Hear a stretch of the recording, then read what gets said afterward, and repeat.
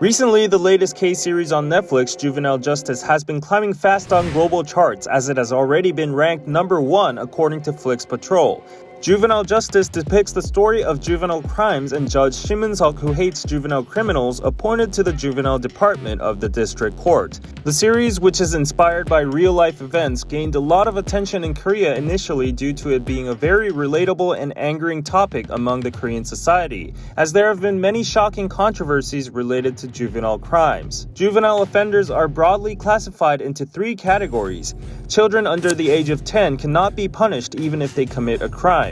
10 to 14 juveniles are not subject to criminal punishment but only to protective measures such as juvenile detention or probation. 14 to 19-year-old juveniles are subject to both protective and criminal dispositions, but even if they commit a violent crime under special circumstances, they cannot be sentenced to more than 20 years in prison. Thus, the juvenile law is creating a lot of debate within the Korean society. So, let's hear what Korean citizens have to say about it.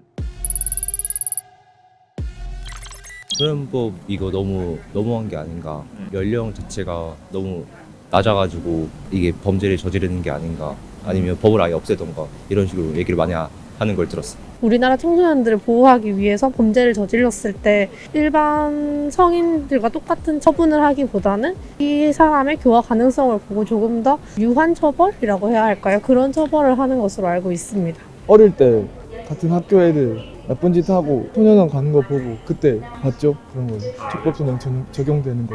대구에서 가게에서 애들이 깽판 쳤는데 처벌 안 받고. Among many, probably the most infuriating case among juvenile crimes would be the Incheon Elementary School student murder. It is a brutal case in which the offender, who was 16 at the time, kidnapped and murdered a second-grade elementary school girl with an 18-year-old accomplice with methods that are too cruel to be described. The offenders were sentenced to only 20 years and 13 years of prison respectively because of the juvenile criminal law. A very recent case was in Ulsan where a 13-year-old robbed the store and jewelry more than 20 times, but when got caught, fought the police and made fun of the situation by continuously claiming himself as a juvenile criminal.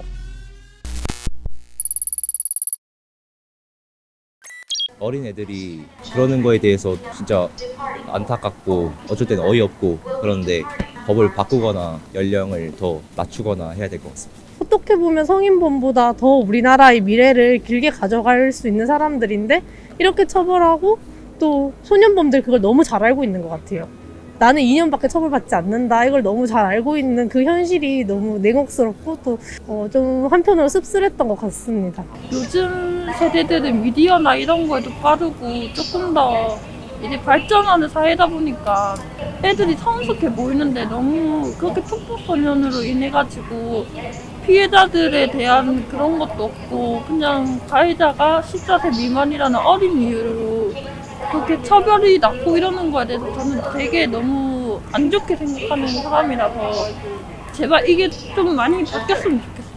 The number of juvenile crimes have steadily increased over the years. According to the monthly court statistics, the growth rates were 7 to 9%.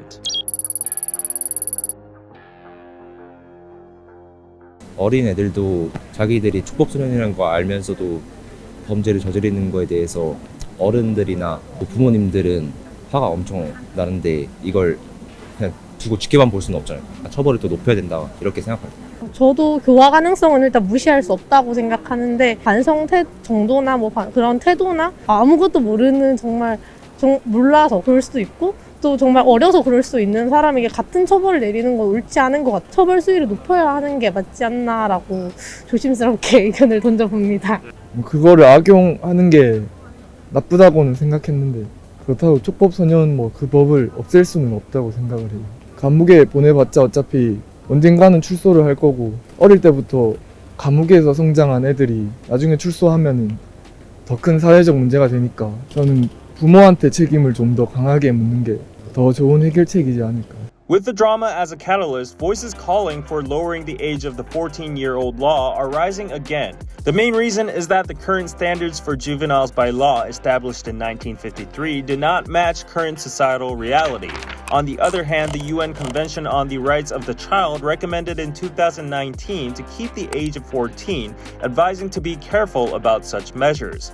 Many other experts say that punishment is not the answer.